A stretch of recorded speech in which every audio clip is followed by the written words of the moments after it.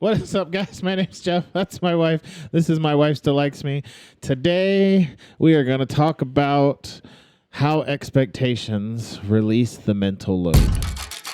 So I have no idea what to expect. I couldn't even remember what I was going to say to begin this. We'll be right back.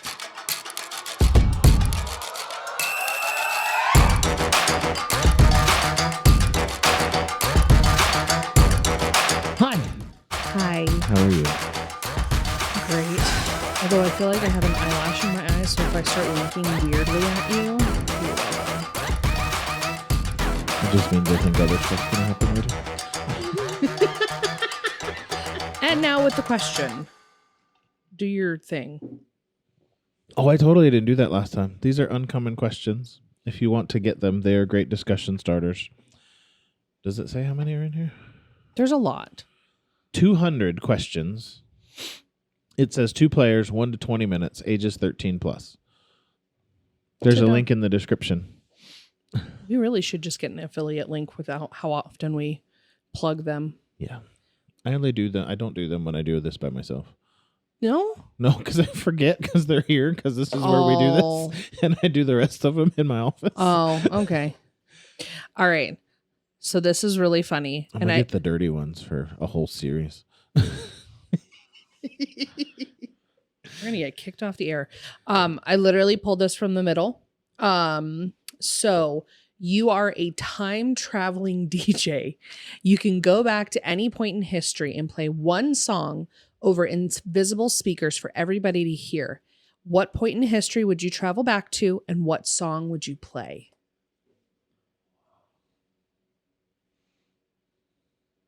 I don't know.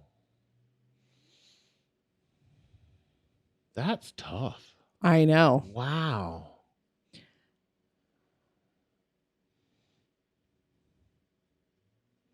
Good grief. Like, people are listening to silence right now. I'm like, I have no idea. Honestly, and you're going to laugh at me.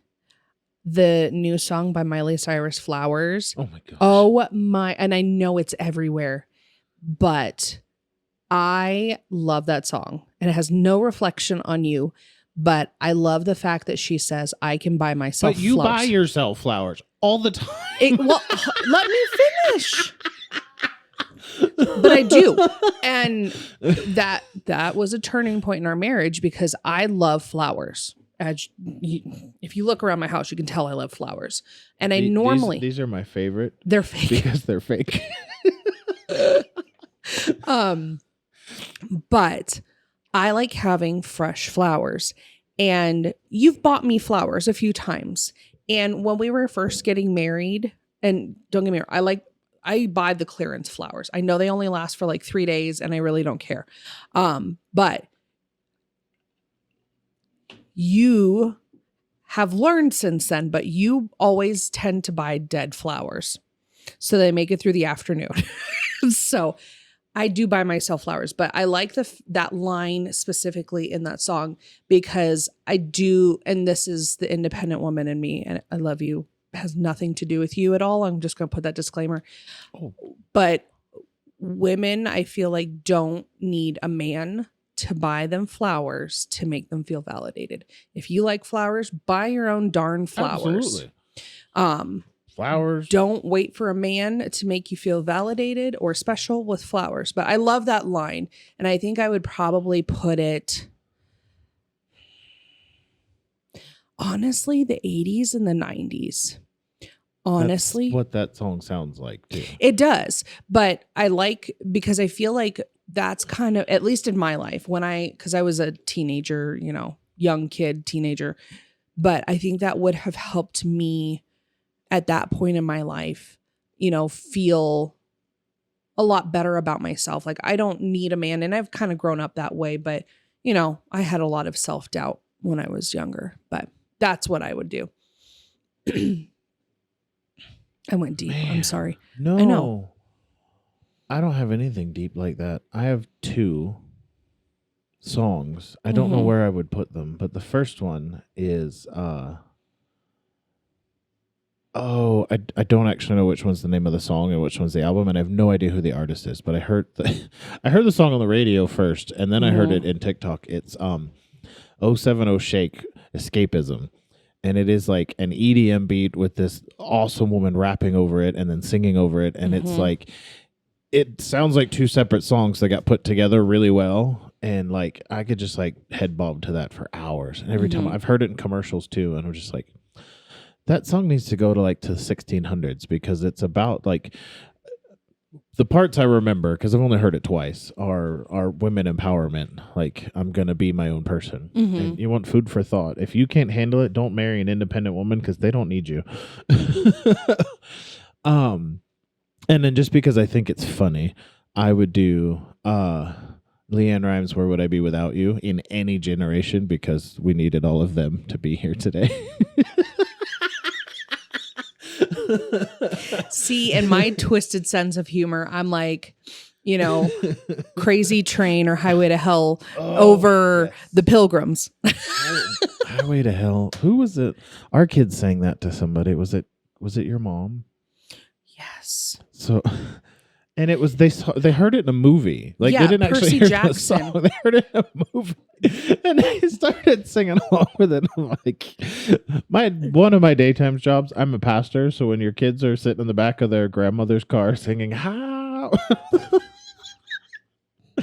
oh, that's great. Anyway, we are going to talk about expectations and a structured lifestyle, and how that eases, because we didn't plan this, but this is a continuation of the last episode of, we have all the things we have to process and all the things we have to do during the day, during the week, during the month, during a lifetime, that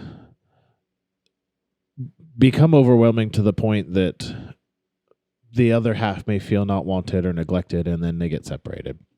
And so some of this is ideas and things that we do to process the mental load evenly, and we change it during different parts of life and what season we're in, but things that we can do practically to ease the mental load.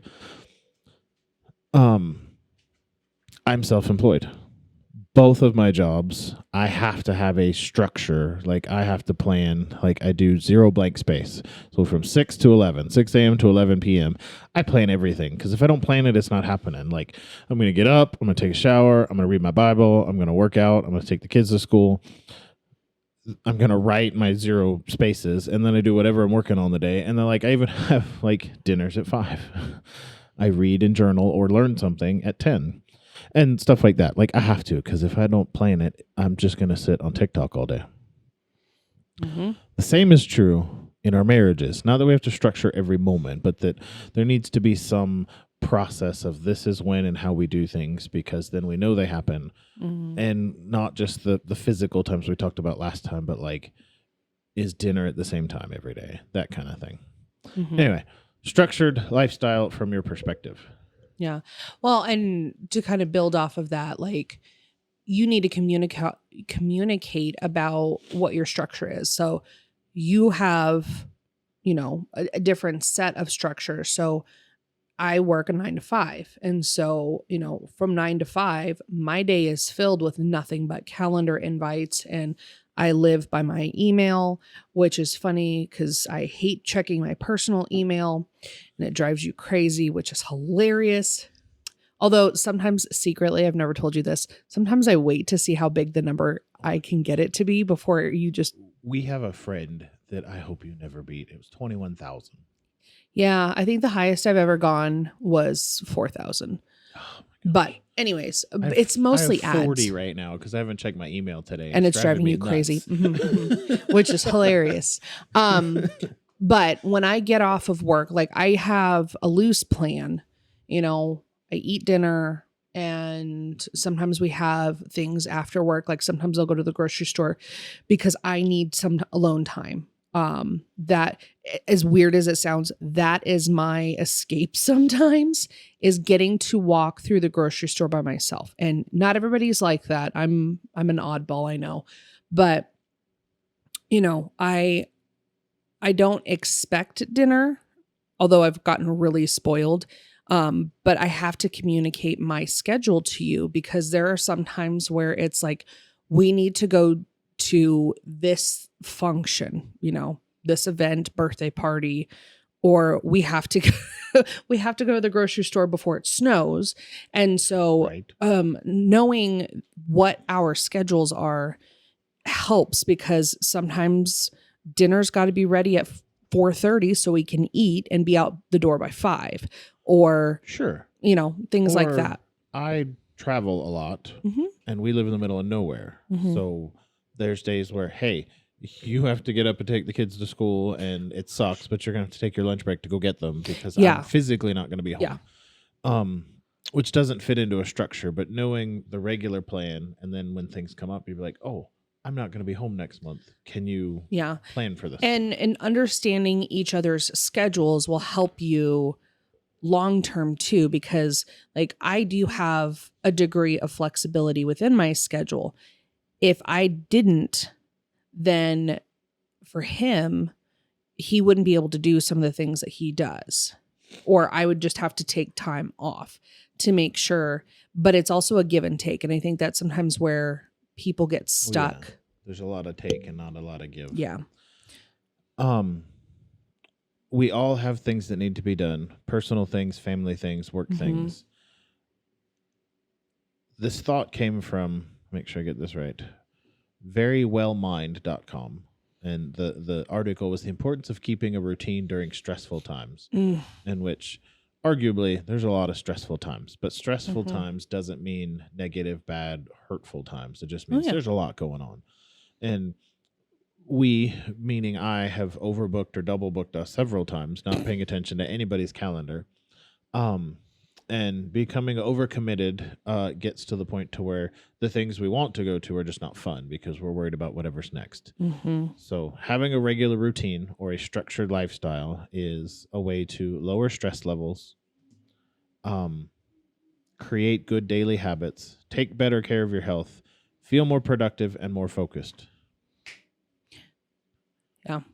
I think the month of December is probably our best example of structuring, and we book out December almost every year for the past like 3-4 years. Our December is booked by August, September sometimes.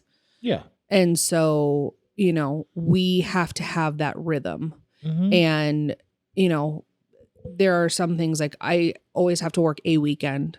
And so trying to figure out where that fits, plus our anniversary is the beginning of December, plus, there's kind of a big holiday at the end of the December timeframe, and everybody wants to have a piece of that pie. So it does get really stressful, even though they're all good things. And this year, I was also doing finals, and one of our lights just went out. Can you see me? But for us, what we have had to do is really coordinate our calendars and be very, very particular, because there has been years past where we've triple booked. Oh yeah. And we had all of December shows are related to what are you saying yes to that you need to say no to? Absolutely. Stress levels and stuff like that. Yeah. But December is just an example, because that could be, we have this social obligation for XYZ, but it's also finals week. And, and the kids are on spring break, and the barrage of ands that follow. Yeah. So, and then for like same concept for us, for my job, summer is my out of the house season. Like this year, I think we looked at the calendar. I'm gone 6 of the 8 weeks of summer and all of the weekends. Yeah. And did you write down our rule of 3? I didn't. That's helpful. That's a good one. Yeah. Yeah, we'll add that to it. So things that we do that help establish a routine so our mental load is not crazy is we can talk about the rule of 3, and then we'll get into the rest of them. So the rule of 3 is, in some seasons this is rule of 4 because I have 2 jobs to get through. So the rule of 3 is if I am gone more than 3 nights past dinner or more than 2 nights in a row, you can veto anything on the schedule, no questions asked, except Sunday morning, because that's kind of my job. Yeah. And those of you that haven't watched all of the seasons, my normal job, I'm a full-time pastor. So Sunday mornings, I have a specific place to be. But we have, like, I've called coworkers and been like, dude, I can't do it today. You've been most of our family knows this story, and like, you've been vetoed. I'll see you next week. Yeah. And that's it. That's the end of the discussion. And we stick to it pretty well. But there's also been some times where we have negotiated. I can't think of one off the top of my head, but we have done where it's you were doing something. A camp or so. I don't remember. Sure. Where you were gone several days in a row, and you've made a conscious effort to do things to ease my burden before and after camp, or even, that weekend is we say no to everything. Mm-hmm. So there is some give and take in that rule. And there has been some times where, he plays drums, if he's never mentioned this. There's been some times where a fun event that's a once in a lifetime thing will come up.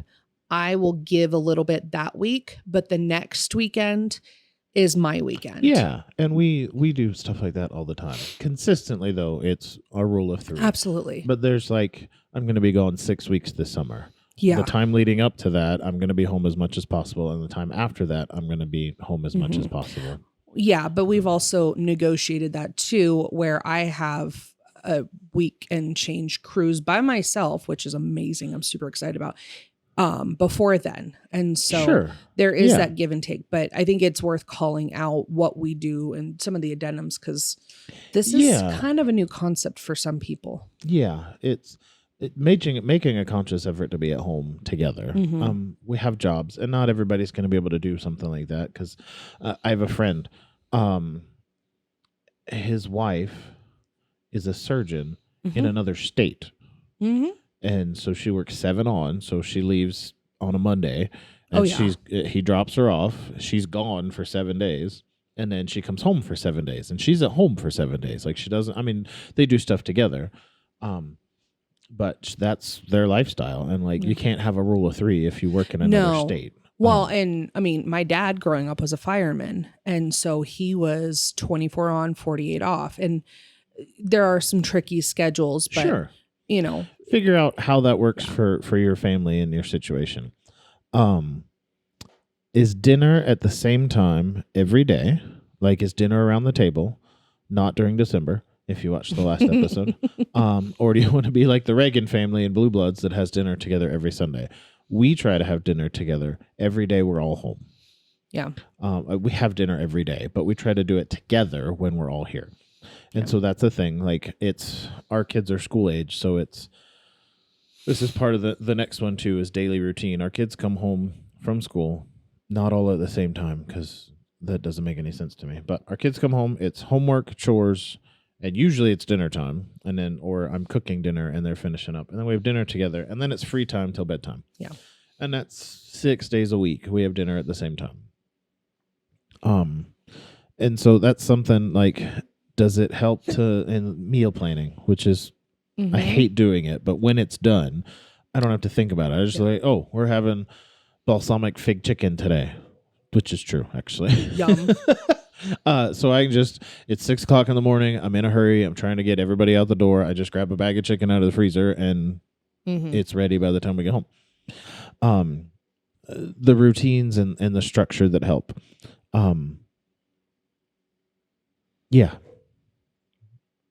Fridays are a little weird for us. We have a 4-day school week. So Fridays is just free for all. My kids, it's the summertime schedule on Fridays. They're allowed electronics at 10.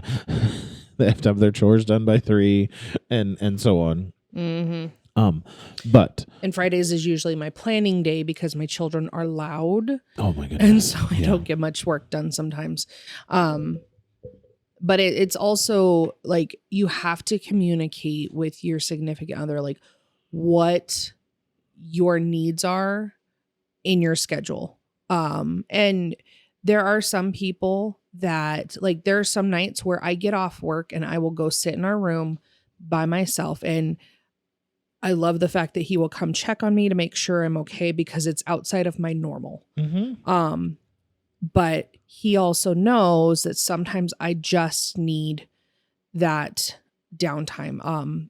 There was someone who I've always like, I'm an introvert. And so I need some downtime sometimes after a lot of peopling. And so there are periods of time where I'm all peopled out. And Yeah. I love my children, but I get touched out sometimes because my kids are very active, very, very intense sometimes. And sometimes I need 20 minutes away from them. And it's not because I don't love them. It's because I don't want to allow my work day or my whatever's going on in my life to leak into them.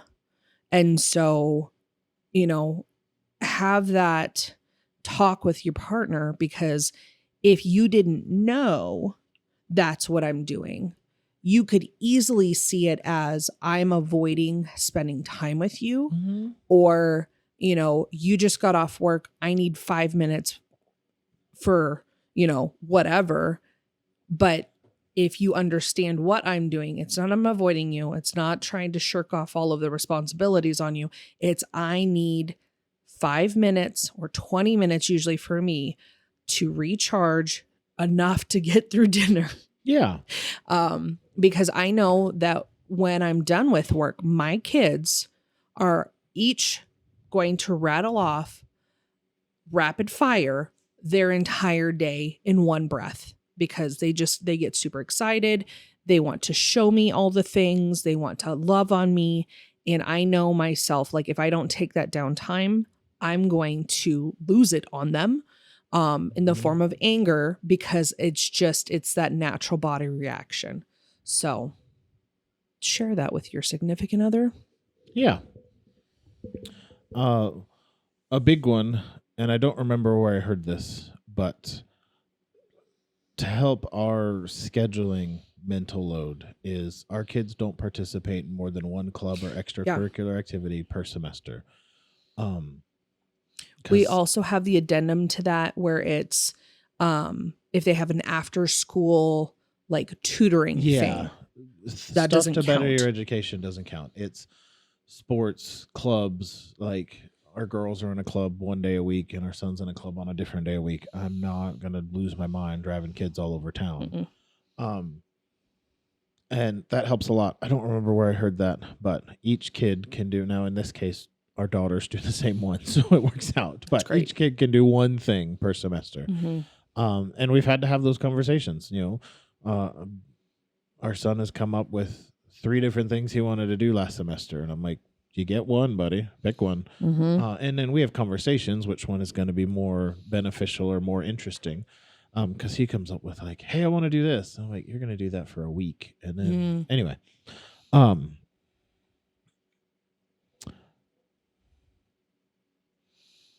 we didn't want to be that family.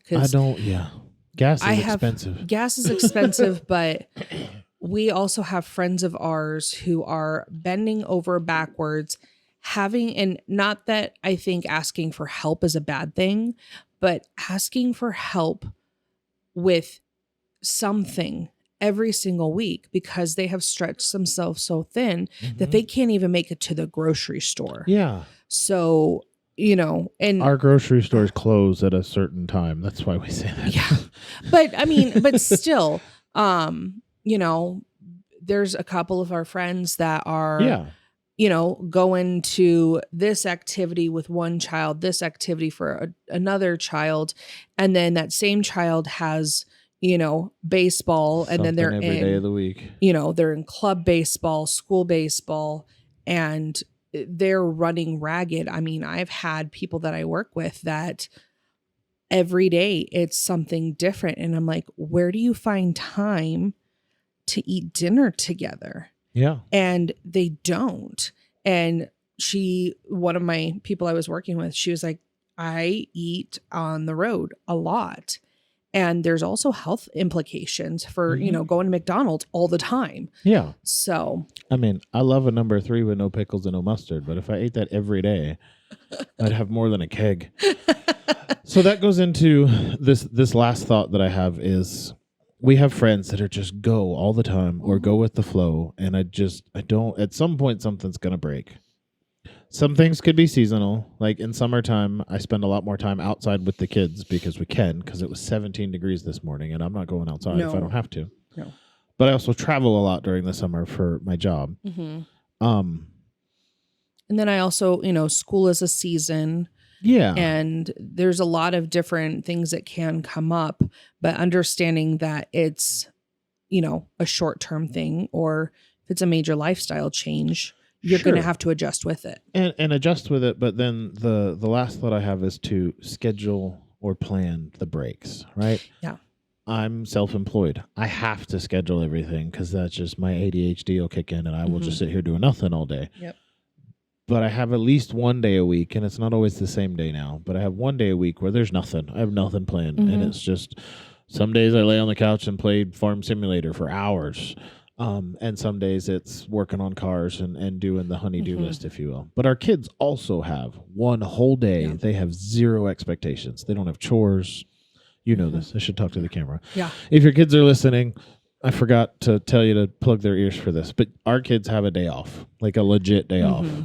It's Saturday at our house. They have no chores, no expectations. But we also try to do, and my kids giggle and they ask me what my day off is. And my kids were all abuzz today because they're like, Mommy, you have a day off? Because we've also set that expectation that Mommy tries to have some sort of thing that they do together. Sometimes I'll make breakfast when Saturdays is my day off. I'll make breakfast for them, or, sometimes we'll go run up to the craft store, the dollar store really quick. And then they have something new and fun to do. But there are times like we drove into town, and I don't know that we did anything like special, but I went to Costco. That's what it was. I took the kids to Costco because we needed to pick some stuff up. But we had so much fun, and we made up a new game where we made up a bunch of stories, and we did the old movie phone voice. Oh my goodness. That was hilarious. But they look forward to that. For me personally, though, because I have a 9 to 5, I have to schedule these things out, but I try to take off one day per quarter where it's like a 3-day weekend. And then at least twice during the year, I try to have either one really big vacation or 2 like 5-day where I wrap it around a weekend. So that I can have that time to look forward to, because, something that COVID really taught us was mental health is like, we've always thought mental health is important, but it really taught us like we need to have stuff to look forward to. And we were blessed that our family had a cabin up in the mountains that we could escape to. And I realized that not everybody had that, but we also did things like we built forts in our living room. Oh yeah. And we allowed our kids to plan activities for us. But, as the adult, I also had to have that downtime, and COVID specifically became that time where I really enjoy going to the grocery store, like legitimately. I know it's weird, but for me, I can walk up and down the aisles and look at stuff and not have someone hanging on me and needing me for everything. And for me, it allows me that moment to let my mind wander away from all of my responsibilities. But now that COVID's over and we can go do life things again, planning those 3-day weekends, or if I plan it right, maybe a 4-day weekend with a holiday, but being strategic and thinking about those things. Like I have a weekend coming up in February that I have a plan, and I'm only taking one day off, and that's fine. But there's a plan. So now I have something to look forward to work towards. And, I have a big vacation in March. It just kind of happened that way. But I have these things that I'm looking forward to. My kids now have things that they're looking forward to. So it helps to ease some of that mental load, because it's not just, okay, I'm going to work today. Okay, we're having dinner today. And then tomorrow it's wash, rinse, repeat. So I think that's really important too with your family calendars, having those small things that you look forward to. Even if it's a free activity, like we've gone to a lake that's up here that has a park, and Wednesdays it's free entry.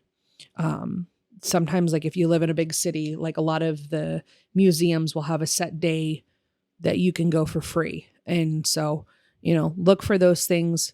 Facebook, I found in our area, they have a group. I love it. And it's, you go find gnomes. It's hilarious. But this group of people have gotten together and they just make gnomes. And in our area, they'll put out like where you can find it. It's a game that they play, but there's so many different things out there that don't cost anything, that your family, like my kids love going to craft fairs.